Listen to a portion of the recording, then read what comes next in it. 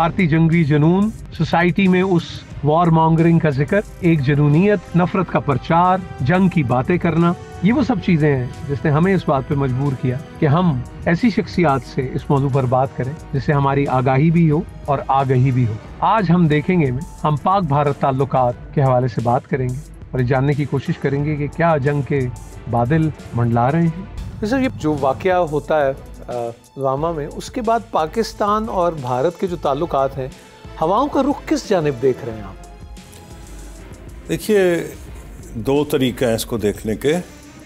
एक तो यह है कि how would a rational man behave, ठीक, यानी कि एक नॉर्मल जो सेंसिबल आदमी है, जिसको हम ये कहते हैं, अंग्रेज़ ख़ास तौर पे कहते हैं फाइवर यू, यानी कि अंदाज़ा ये लगाते हैं अपने आप को दूसरे की जगह ठीक वो डालें। तो उसमें ये लग रहा है कि गुस्सा तो है वहाँ और छोटा मोटी कार्रवाई हो सकती है, जिसका छोटा मोटा जवाब यहाँ से दे दिया जाएगा, ठीक। लेकिन अगर कार्रवाई बड़ी हुई, बड़ी से क्या मुराद है?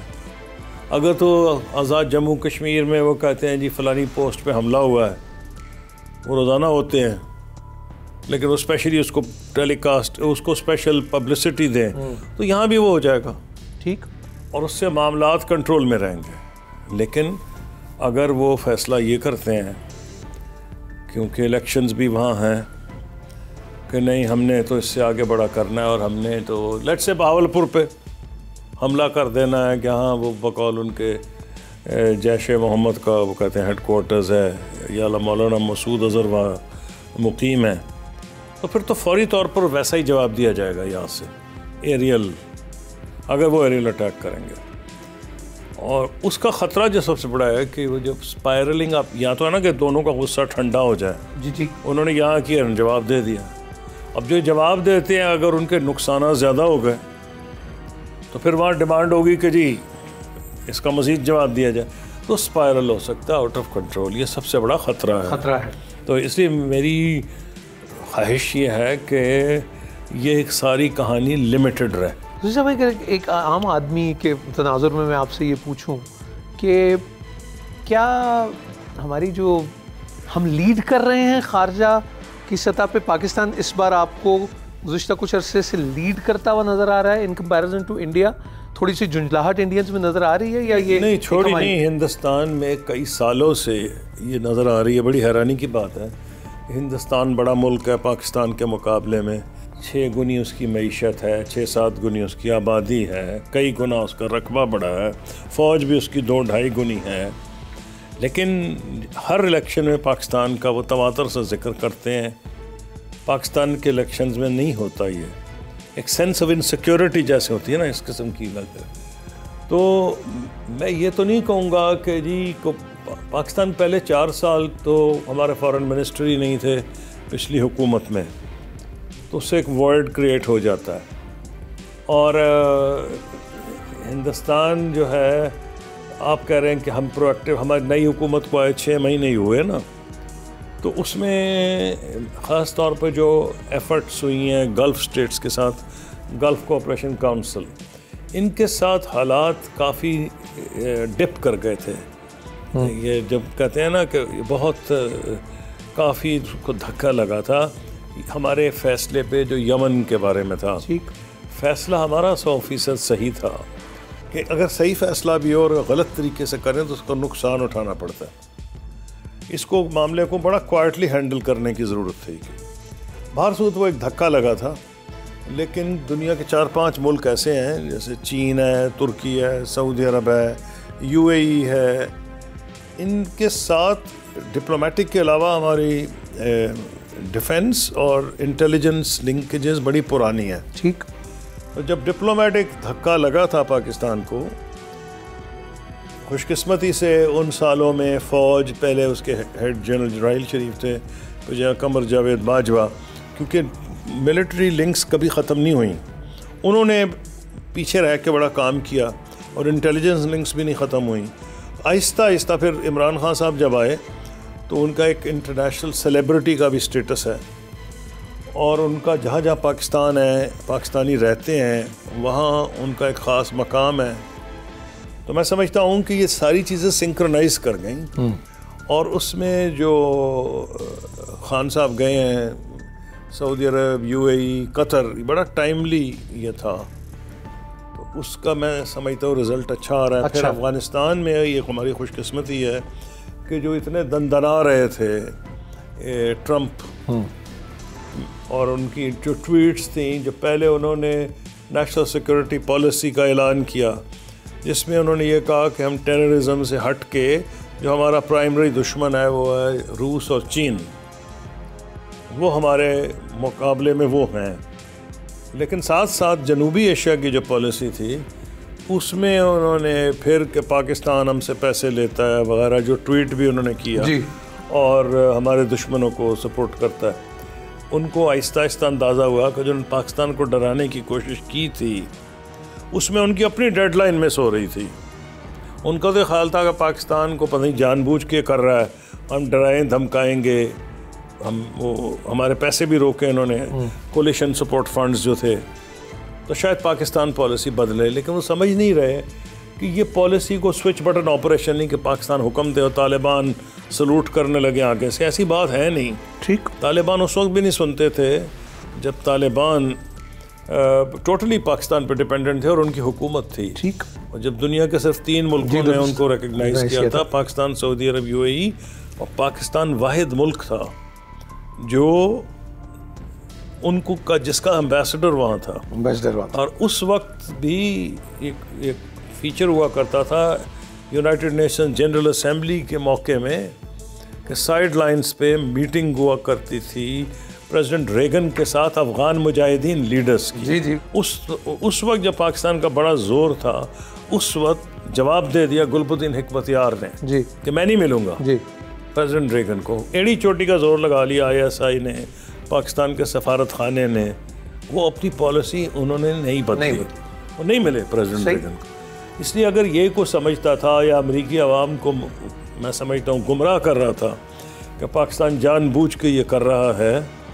और ये पाकिस्तान ही तालिबान को आगे ला रहा है, मैं नहीं समझता कि अमेरिका की जो डीप स्टेट है वो एक्चुअली ये समझती थी। हाँ, ये वो ज़रूर समझते हैं कि पाकिस्तान के मफादात हैं और वो इंडिया क्योंकि पाकिस्तान को सराउंड करता है, तो पाकिस्तान उस हद तक, जब तक इंडिया से ये हमारी मखासमत है ख़ास तौर पर कश्मीर पे, कभी ये इजाज़त नहीं देगा इंडिया को कि वो आके 2 फ्रंट सिचुएशन पैदा करें।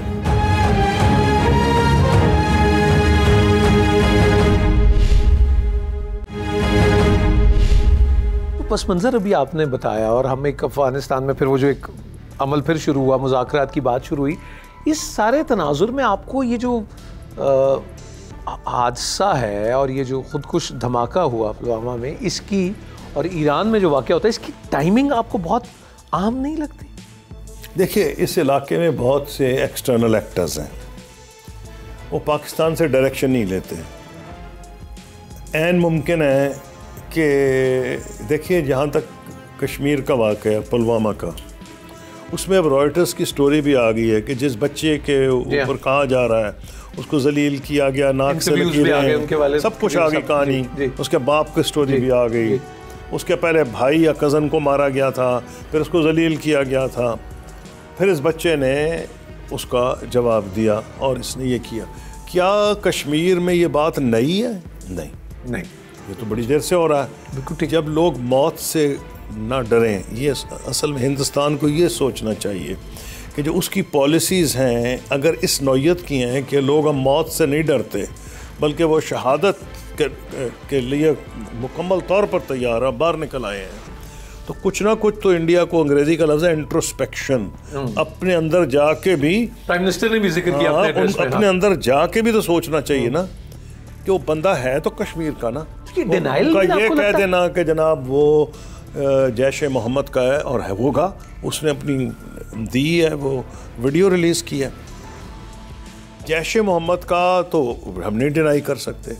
लेकिन बहुत से लोग, जैसे कि आप देखें, हमला किया था अमेरिका पे उसामा बिन लादेन की तवस्सुस से, उसमें 15 अरब थे, 4 इजिप्शियन थे, पाकिस्तानी तो नहीं थे। कोई नहीं। अब अगर उन्होंने हमला किया था तो क्या हम ये कहें कि क्योंकि एक दफ़ा हमला हुआ जैसे 15 अरब थे सऊदी और उसामा बिन लादेन सऊदी था, तो जो हमला वहाँ से होगा उसमें वो सऊदी इन्वॉल्व है, ये तो कोई सेंस नहीं है। मैं ये समझता हूँ कि इंडिया को बजाय ये पाकिस्तान जो भी हमला हो पाकिस्तान खाते डाल दे, ये तो ठीक है, पाकिस्तान इंडिया की पॉलिसी से खुश नहीं है, ये लॉजिकल बात है, बॉर्डर डिस्टर्ब्ड है, फिर जो कश्मीरियों पे जुल्म होता है उसका भी यहाँ असर पड़ता है, फिर हमारे दरिया भी वहाँ से आ रहे हैं। अगर अमन हो तो मैं समझता हूँ पाकिस्तान की फ़ौज उसको नहीं उसकी मुखालफत करेगी। मैं इस किताब में इसका बहुत जिक्र किया, उसमें भी मैं ये साबित कर रहा हूँ कि पाकिस्तान आर्मी अमन के ख़िलाफ़ नहीं, अमन जो है अगर देरपा होगा तो बराबरी पे होगा और उसमें कोई सेंस ऑफ जस्टिस होगा, इंसाफ पर मबनी। और इंसाफ ये कम से कम कश्मीरी उसको एक्सेप्ट तो कर लेना, क्योंकि जंगें तो बहुत हम लड़ चुके हैं, 9 मौके पे या जंग लड़ी है या जंग के दाने पे थे। बिल्कुल ठीक। एक मौका वो था जब मैं फॉरेन मिनिस्टर बन रहा था, तो उसी वक्त 1 मिलियन सोल्जर आमने सामने खड़े थे, जो दूसरी जंगी अजीम के बाद सबसे बड़ा इज्तिमा था फौजों का, मोबिलाइजेशन ट्रुप्स की जो थी उससे बड़ी नहीं पहले हुई, सेकेंड वर्ल्ड वॉर के बाद। तो ये क्या चीज़ें आपको बताती हैं? ये बता रही हैं कि कश्मीर ही की वजह से, बल्कि 71 की जंग बांग्लादेश पे नहीं थी, बंगालियों के इश्क में नहीं हिंदुस्तान गया था कि बंगालियों से उसको प्यार हो गया था और पाकिस्तान को सबक सिखाने गया था, क्योंकि उससे पहले 65 की जंग भी हो चुकी थी जिसमें पाकिस्तान का पल्ला निस्बतन भारी था, ख़ास तौर पर एयरफोर्स का।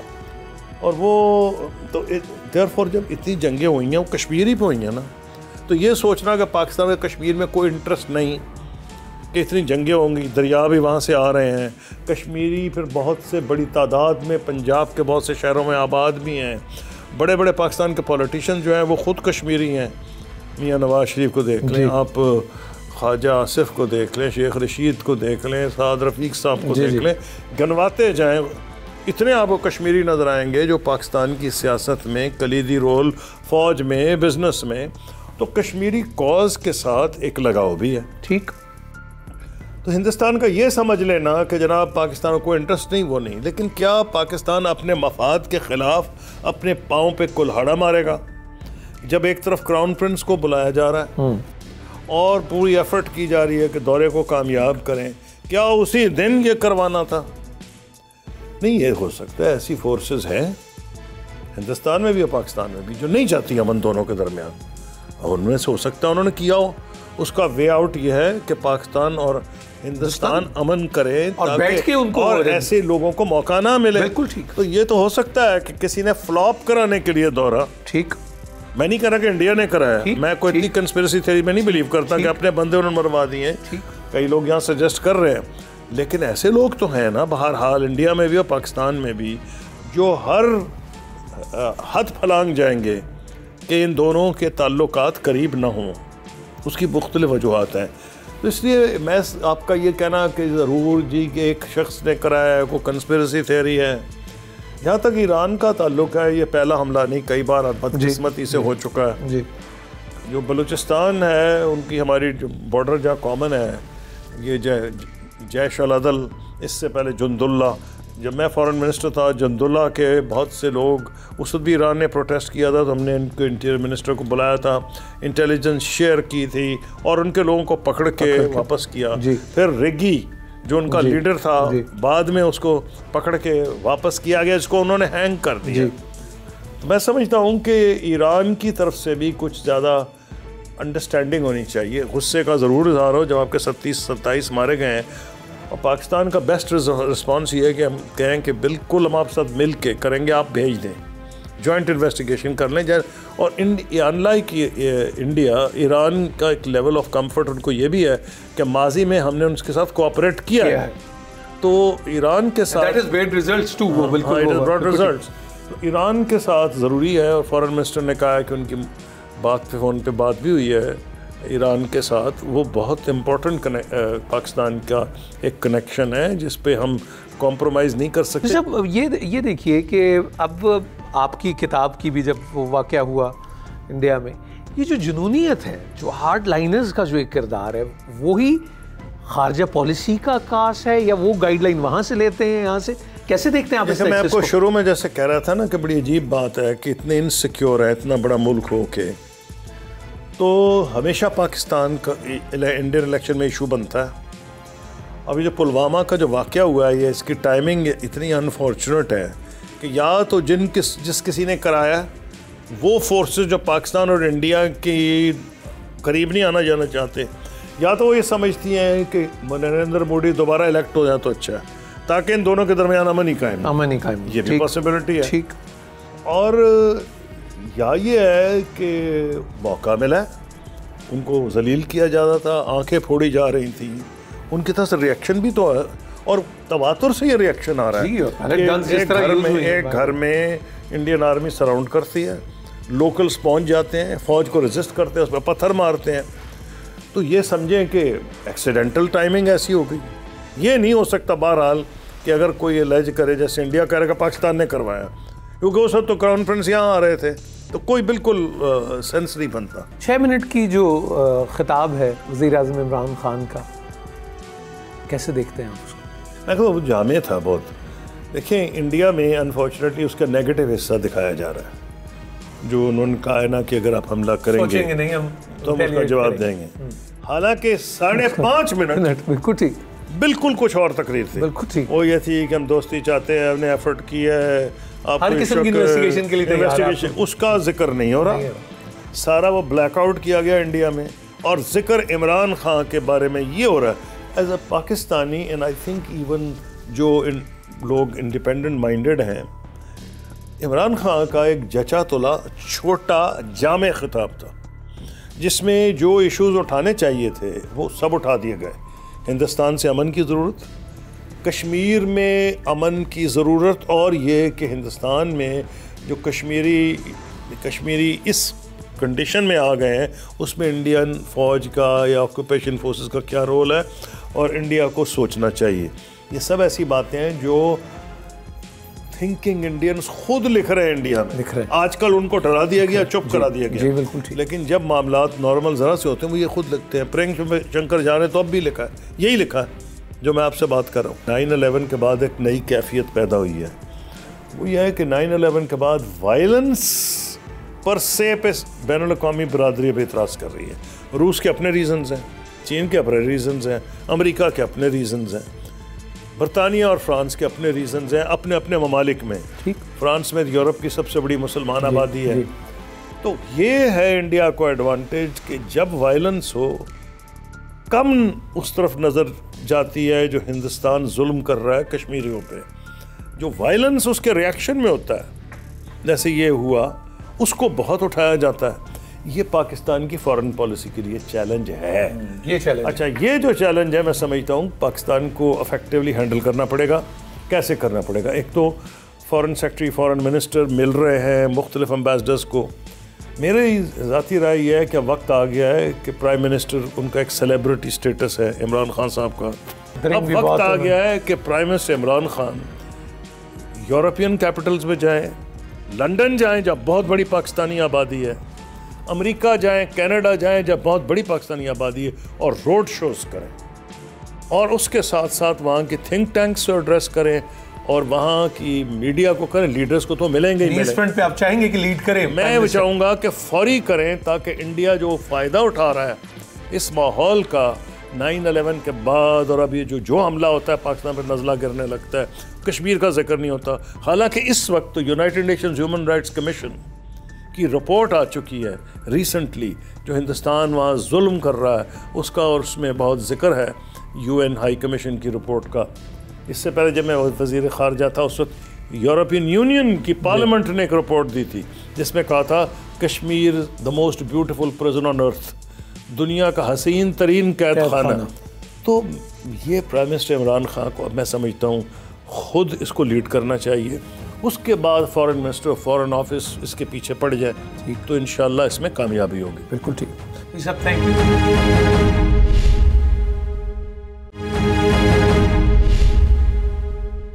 जी अली सर नकवी साहब, अस्सलाम वालेकुम सर। वालेकुम सलाम। सर कैसे मिजाज आप, खैरियत से? जी अल्लाह का शुक्र है, थैंक यू। नकवी साहब, अगर मैं सबसे पहले आपसे ये पूछूं कि भी crown prince his excellency Mohammed bin Salman का जो दौरा पाकिस्तान का रहा, आप कैसे देखते हैं इस विजिट को? मैं समझता हूँ कि ये बहुत अहम विजिट थी, और वैसे तो सभी विजिट्स को कहा जाता है, लेकिन इसकी एक ख़ास अहमियत है, और वो अहमियत ये है कि पाकिस्तान और सऊदी अरेबिया के दरीना ताल्लुकात हैं, गहरे ताल्लुकात हैं और तारीख़ी रिश्ते हैं, तो मज़हबी रिश्ते हैं। तो इसलिए इस वक्त वहाँ के वली अहद का इस दौरे को करना पाकिस्तान के लिए बहुत मुफीद और बहुत ही कारआमद है, और दोनों मुल्कों के ताल्लुकात के लिए भी ये एक बहुत अहम माइलस्टोन है, या एक ऐसा कदम है जिसके असरात काफ़ी दिन तक रहेंगे, और ये बहुत मुस्बत असरात रहेंगे, बेहतर ताल्लुकात होंगे, जिसका मुल्क को बहुत फ़ायदा होगा। यानी आप इस दौरे को एक इंतहाई कामयाब दौरे के तौर पे देखते हैं? जी बिल्कुल, मैं समझता अच्छा, अगर हम टाइमिंग की बात करें तो अब पुलवामा में जो वाक़या पेश आया, और फिर ईरान के अंदर में भी जो सूरत हाल हुई, और फिर जो रिएक्शंस आए, और फिर एक तनाव की सूरत हाल आई, और एक जंगी जुनून सा नज़र आ रहा है भारत में, आप कैसे देख रहे हैं इसको?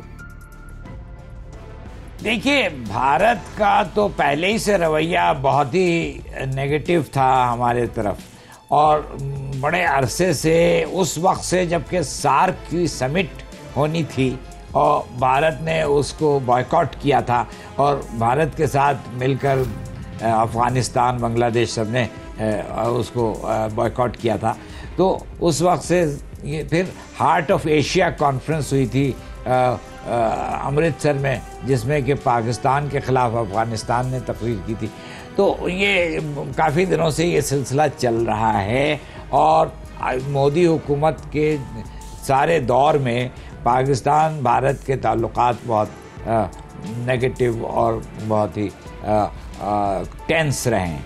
अच्छा, अब इस वक्त जो पुलवामा में हुआ है वो एक बहुत बड़ा दहशतगर्दी का हादसा है, जो कि जिसको हम भी कंडेम करते हैं। फॉरेन ऑफिस के तर्जुमान ने भी उसको कंडेम किया है। पाकिस्तानी शहरी जो वहाँ पे इस वक्त वहाँ गए हुए थे थोड़े दिन के अरसे के लिए, वो उनको वहाँ से निकाल दिया है 48 घंटे के नोटिस पे, और हमारे जो तिजारत होती है वो रोक दी गई है। तो भारत का रवैया बहुत एक तरह से अफसोसनाक है, बैनुल-अक़वामी क़वानीन की मनफ़ी है, बाहमी ताल्लुकात के उसूल की मनफ़ी है। तो मैं समझता हूँ कि बहुत अफसोस का मुकाम है। तो क्या इस सारे सिलसिले को आप फ़कत इलेक्शन के सिलसिले का एक बुखार या उसको यूज़ करना देख रहे हैं, या खुदा ना खास्ता कुछ और ख़तरनाक या खौफनाक अज़ाइम हो सकते हैं भारत में? नहीं, बिल्कुल इलेक्शन के ही बैकग्राउंड में ये सारा कुछ लगता है कि हो रहा है, और इससे इलेक्शन ही की वजह से जो बदमज़गी है, जो तनाव है, वो एक तरह से वहाँ से इंस्टिगेट किया जा रहा है। तो वो तो है ही, लेकिन उसके अलावा इस रॉ में भारत कहीं कोई ऐसा कदम ना उठा ले जिससे कि इस खित्ते को कोई परमानेंट डैमेज हो जाए, और उसमें पाकिस्तान को जाहिर है कि वो कदम उठाना पड़ेगा, जो कि वज़ीर आज़म साहब ने तकरीर में फरमाया कि हम जिस तरह की भी प्रोवोकेशन होगी उसको, या कोई अटैक हमारी तरफ हुआ तो हम उसके बारे में सोचेंगे नहीं, बल्कि हम फ़ौरन एक जवाबी कार्रवाई करेंगे, तो ये रिटेलिएशन करेंगे।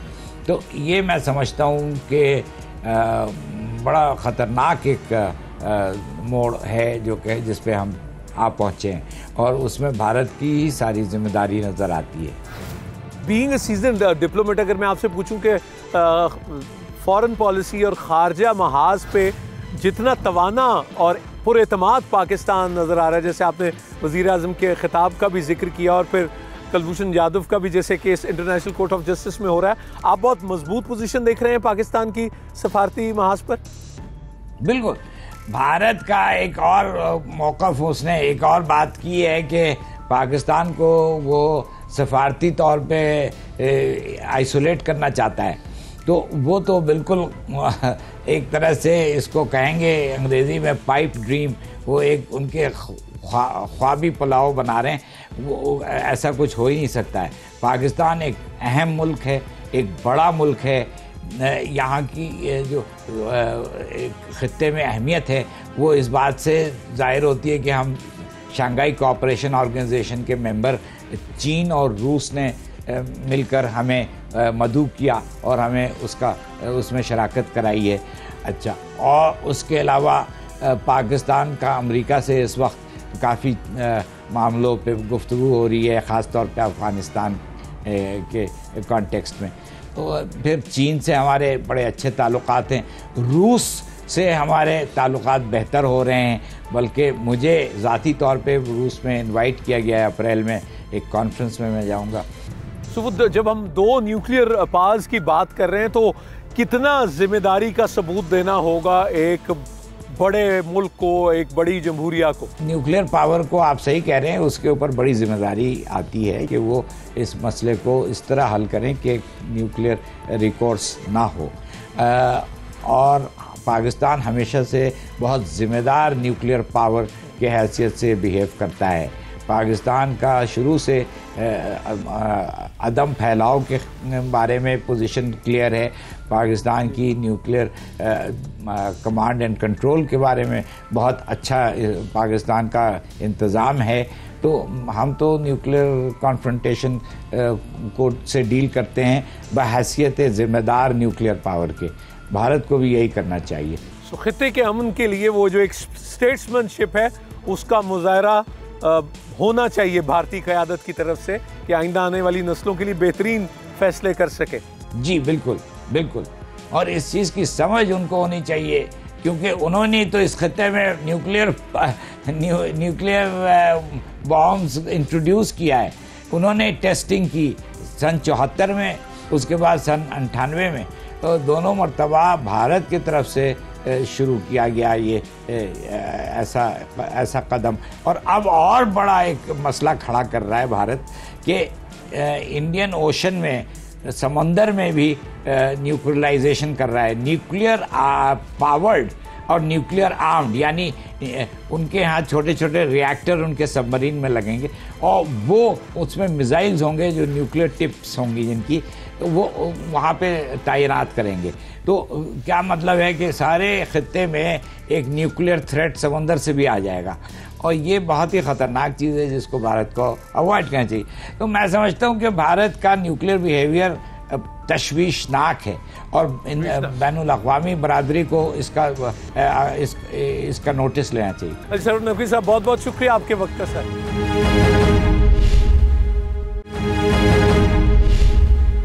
सर अब आप वसी तजर्बा रखते हैं सफारतकारी का, तो ये हालात किस तरफ जा रहे हैं बरे सगीर पाक व हिंद के? इस वक्त इससे पहले कभी इस खित्ते में इतनी ज़्यादा हिद्दत नहीं बढ़ी थी, यानी हीट जनरेट नहीं हुई थी जितनी की हीट इस वक्त जनरेट हो रही है। इससे पहले पाकिस्तान इंडिया के दरमियान 4 जंगें लड़ी गई हैं, उसमें वो हीट इस हद तक नहीं पहुंची थी, वो हिद्दत इस हद तक नहीं पहुंची थी कि जिसमें दुनियाए अक़वाम बहुत ज़्यादा फ़िक्रमंद हो जाए। और ये फ़िक्रमंद इसलिए हो रही है कि ये दोनों ममालिक, इंडिया और पाकिस्तान, जौहरी क़ुव्वत हैं।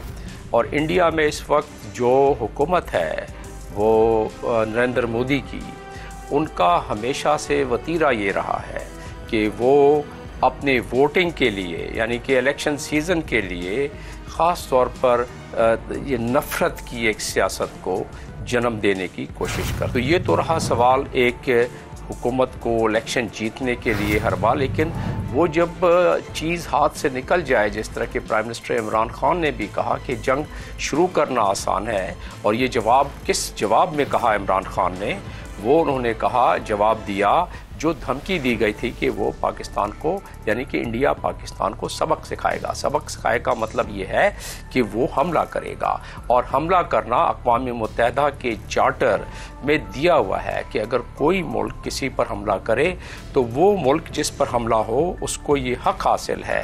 अक़वाम मुत्तहिदा के चार्टर और चैप्टर 2 के मुताबिक, मैं क्योंकि अक़वाम मुत्तहिदा में भी रहा हूँ, तो उसके मुताबिक जिस मुल्क पर हमला किया जाए उसको हक़ हासिल है कि उसको जवाबी कार्रवाई कर सके वो। लिहाजा जवाबी कार्रवाई पाकिस्तान की तरफ से ज़ाहिर जो होगी तो पाकिस्तान अपने नुकसान के मुताबिक जवाबी कार्रवाई करेगा। खान साहब, फिर अगर ये जो अब मसला कश्मीर की अगर हम बात कर रहे हैं और वो एक आलमी बरादरी की और वो एक नामुकम्मल एजेंडा भी है अक़वाम मुत्तहिदा का, तो कितनी देर तक अब इंडिया और भारत जो है वो इससे, वो हर बार जो है वो इसको पसे पुश डाल देते हैं, और इससे तो अब खित्ते का जो अमन है वो ख़तरे में है। लोगों की जानें जिस तरह कश्मीरियों की ज़िंदगियों के साथ खेला जा रहा है, आप कैसे देख? इसमें दो पहलू हैं कि कश्मीरियों की ज़िंदगियों के साथ खेला जा रहा है। पहला पहलू इसमें है सियासी, और दूसरा पहलू इसमें है एक शिद्दत पसंदाना और एक नफ़रत वाला पहलू। और जो है सियासी पहलू वो कुछ इस तरह है कि अक़वाम मुत्तहिदा की तकरीबन आधे दर्जन से ज़्यादा इस पर सिक्योरिटी काउंसिल की रेजोल्यूशंस पास हो चुके हैं कश्मीर कॉन्फ्लिक्ट्स के हवाले से। कश्मीर कॉन्फ्लिक्ट दुनियाए अक़वाम के सामने अक़वाम मुत्तहिदा का सब बहुत पुराना एजेंडा है, और वो हल तलब अभी तक चाहिए, उसको हल होना चाहिए उन्हीं रेजोल्यूशंस के मुताबिक जो कि पहला रेजोल्यूशन पास हुआ था, जिसका कि रेजोल्यूशन नंबर है वो 47 नंबर है या 48 नंबर है, जो कि शुरू में ही इब्तदा में ही पास हुआ था सिक्योरिटी काउंसिल का। उससे लेकर बाद में जितने भी रेजोल्यूशन पास हुए हैं उन तमाम के तमाम रेजोल्यूशंस में यही कहा गया है कि उन्हें हक़ खुद इरादियत के मुताबिक कश्मीरियों को अब वो नहीं दिया जा रहा है, क्योंकि बल्कि न सिर्फ ये जो हुकूमत है इंडिया की इस वक्त नरेंद्र मोदी की, वो चाह रही है कि जो कश्मीरियों को महाराजा के ज़माने में जो रियायत थी उससे भी उन्हें महरूम किया जाए। महाराजा ने जब एसेशन सर्टिफिकेट, जो कि अभी तक उस पर डिस्प्यूट चल रहा है कि वह वाकई में सही एसेशन सर्टिफिकेट है या नहीं है, तो एसेशन सर्टिफिकेट जब इंडिया ने साइन कराया था महाराजा से, तो उसमें भी ये शिक मौजूद थी कि कश्मीरियों को स्पेशल स्टेटस दिया जाएगा। और स्पेशल स्टेटस का मतलब ये है कि वहाँ कश्मीरियों के इलाके में, कश्मीर में कोई शख्स वो अपनी प्रॉपर्टी यानी अपनी जायदाद नहीं बना सकता और ना ख़रीद सकता है। तो ये भी, तो वो है 370, आर्टिकल नंबर 372 या 370 है, जो कि इंडियन कॉन्स्टिट्यूशन में है। उसके मुताबिक इंडियन हुकूमत ने सुप्रीम कोर्ट के ज़रिए कोशिश कर रही है कि अपने ही आर्टिकल 370 जो कि सदियों से चला आ रहा है वो स्पेशल स्टेटस, उसको भी ख़त्म किया जाए। और साथ में उनकी कोशिश है कि आर्टिकल 35 जिसमें कश्मीरियों को स्पेशल स्टेटस उसमें भी दिया गया है, दोनों को ख़त्म करना चाहते हैं। तो उसका ज़िंदगियों पे तो असर पड़ेगा, आपके सवाल जो आपने मुझसे पूछा, इसलिए कि उन्हें फिर माइनॉरिटी में तब्दील करने की कोशिश की जाएगी। और जो वहाँ फ़ौज कशी की जा रही है, तकरीबन 7 लाख इंडियन फ़ौजियों ने जो कश्मीर में पड़ाव डाला हुआ है और कश्मीर में स्पेशल लॉ के तहत जुल्म, तादी, जबर, सितम का बाजार गर्म किया हुआ है, उससे लोग ज़ाहिर है जाँ बहक हो रहे हैं। 1,20,000 से ज़्यादा अफराद जाँ बहक हो चुके हैं कश्मीर की इस तहरीक में। बिल्कुल ठीक। खान साहब, अगर मैं ये पूछूं आपसे कि जो अब ये हुकूमत, जब से वज़ीर आज़म इमरान खान का जो दौरे हुकूमत है, जितना भी अरसा गुजरा है, खारजा महाज पे परफॉर्मेंस कैसी देखते हैं आप गवर्नमेंट की? ये पहली दफ़ा पिछले चंद बरसों में, तकरीबन 10 बरसों में मुझे नज़र आ रहा है कि हमारी फ़ॉरेन मिनिस्ट्री, हमारे वजारत ख़ारजा कुछ मुतहर्रिक नज़र आ रही है। ख़ास तौर पे शाह महमूद कुरैशी के हवाले से अगर देखा जाए तो उन्होंने पूरी वजारत ख़ारजा को काफ़ी मुतहर्रिक किया हुआ है, यानी कि लीडरशिप दी जा रही है। बदकिस्मती से पिछली हुकूमत में 4 साल तक कोई लीडरशिप ही नहीं दी गई हमारी वजारत ख़ारजा को, तो जिसकी वजह से बहुत सारे हमारे मामलात मध्यम रहे और दुनिया अक़वाम को जो बातें हम बताना चाहते थे, जो पहुँचाना चाहते चाहते थे उन तक हम अपनी बातें उन्हें नहीं पहुंचा सके। अब कम से कम सही लीडरशिप की वजह से, सही वज़ीर ख़ारजा की वजह से हमारी वज़ारत ख़ारजा मुतहर्रिक हुई है। अब करना ये है इमरान खान की इस ख़ास तौर पे जो इस वक्त एक मुतहर्रिक किया गया है उनकी लीडरशिप में पूरी ख़ारजा पॉलिसी को दोबारा उसे एक बहुत वाइब्रेंट तरीके से आगे बढ़ाया जा रहा है, लेकिन उसका trickle down effect embassy level पे जो होना चाहिए था वो उस लीडरशिप की जितने मुतहर्रिक हैं उतनी एम्बेसीज़ मुतहर्रिक नहीं हुई है। तो उन एम्बेसीज़ को मुतहर्रिक करने के लिए उन्हें यानी कि उन सफ़ीरों को मज़ीद गाइडेंस भी देनी पड़ेगी और मज़ीद उनसे जवाब तलबी भी करनी पड़ेगी कि कितनी आप प्रोग्रेस दे रहे हैं। बिल्कुल ठीक, बिल्कुल ठीक। जो सफारती महाजर दुनिया को वो चेहरा जो है वो सामने लाया जाए और मुतहर्रिक किया जाए मज़ीद जितने भी हमारे सफ़र आए और सब लोग। एक बात सिर्फ आपसे सिर्फ पूछना चाहूँगा और हाकिम बदहन, जो भी इसे गीदड़ भपकियाँ कहें, धमकियाँ कहें, गैर ज़िम्मेदाराना बयानात कहें, क्या इस खित्ते को एक बड़ी जंग का ख़तरा है? मैं जिस तरह के पहले तस्करा करता रहा कि जितनी भी थिंक टैंक हैं, जितनी दुनिया अक़वाम की जो बहुत ज़िम्मेदार ममालिक और जो एडवांस कंट्रीज़ हैं उनकी नज़रें इस बात पर है, क्योंकि जंग तो कोई ऑप्शन ही नहीं है। जंग का मतलब ये होता है कि डिप्लोमेसी का फेलुअर जो होता है उसकी वजह से जंग होता है। तो अभी डिप्लोमेसी करने की बहुत गुंजाइश है और दुनिया अक़वाम ने क्योंकि इस पे नज़र रखी हुई है, तो इसमें न सिर्फ बायलैटरल डिप्लोमेसी, बायलैटरल तो टॉक्स और डिप्लोमेसी का कोई चांस नज़र नहीं आ रहा है मोदी हुकूमत के दौरान, क्योंकि वो तैयार ही नहीं है। लिहाजा इसमें मल्टीलैटरल डिप्लोमेसी जो है, मल्टीलैटरल डिप्लोमेसी के तहत ही इंडिया पे प्रेशर डाला जा सकता है, क्योंकि पूरी दुनिया अक़वाम की सेहत पे यानी कि उनकी इंटरेस्ट पे इसका असर पड़ता है और उनकी अपनी ही जो सिक्योरिटी है उन पे असर पड़ता है। जो जैसा कि मैंने बतलाया कि खुदा न खास्ता अगर दुनिया में कहीं भी कोई जौहरी क़ुव्वतों के दरमियान लड़ाई हो तो उसकी नौबत किसी बात पर भी आ सकती है। लिहाजा बिल्कुल जंग का ख़तरा दुनिया महसूस करती है, क्योंकि जनूनियत जो छाई हुई है इस वक्त इंडिया में उसके लिहाज से, तो उस सिलसिले में जो इस वक्त हमारी लाहे अमल है उसकी वजह से और दुनिया की अपनी फ़िक्र की वजह से मैं समझता हूँ कि इस पर काबू पा लिया जाएगा और इंडिया की जनूनियत में कमी लाने में दुनिया को मावनतकार होना पड़ेगा। बिल्कुल ठीक, बिल्कुल ठीक। वो फिर हमें सोचना नहीं होगा, फिर हमें जवाब देना होगा, उसके अलावा कोई और रास्ता वो बिल्कुल ठीक है नहीं रहेगा। बहुत बहुत शुक्रिया जमील अहमद खान साहब, lovely talking to you sir.